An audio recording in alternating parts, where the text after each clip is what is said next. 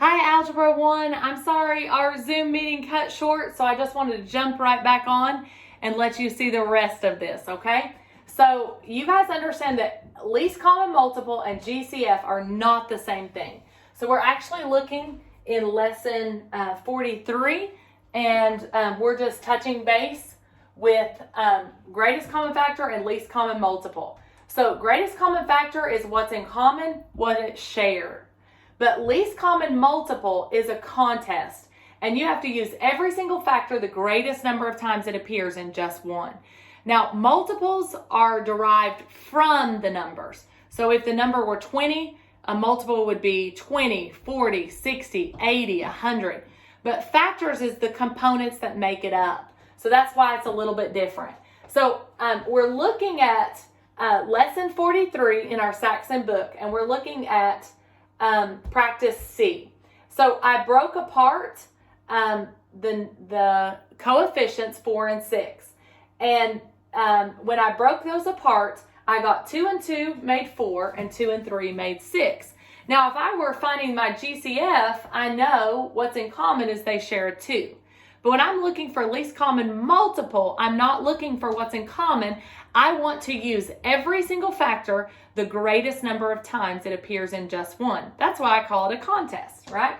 So I have 2 2's here, but only 1 2 here. So 2 2's wins, so I write 2 times 2, or I can write 2 squared.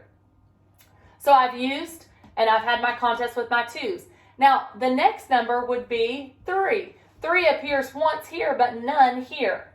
I just write it one time. So do you see you're having a contest and you're using the greatest number of factors that appears in one. One thing I want to point out to you, I had some students before who would add them all together, and they would go, I've got 2 here, 1 here, and they would write 2 to the third power instead of 2 squared. You're not adding them all together. That would be a multiple, but it wouldn't be the first multiple that they meet. It wouldn't be the least common multiple. It would just be a multiple.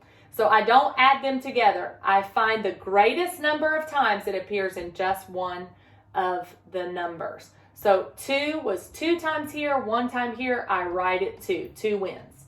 All right, now I look at A. I've got A cubed and A to the 10th. Which one wins? 3 or 10? Well, I would definitely rather have 10, all right? So A to the 10th. Again, I don't add them together. It's not A to the 13th. I've got B to the 4th and B squared. Which one wins? Not adding them together. The highest is B to the 4th. Remember, if it was in common, we would do the opposite. So if I was looking for my greatest common factor, then I would do whichever was the least, the lesser of the two, right? Now, I'm going to multiply all this together. 2 squared is 4. 4 times 3 is 12. So 12a to the 10th, b to the 4th. That is the first multiple that these two numbers meet. 12a to the 10th, b to the 4th. So that is how we do least common multiple. And that's in our Saxon book, lesson 43. Thank you guys. Have a great week.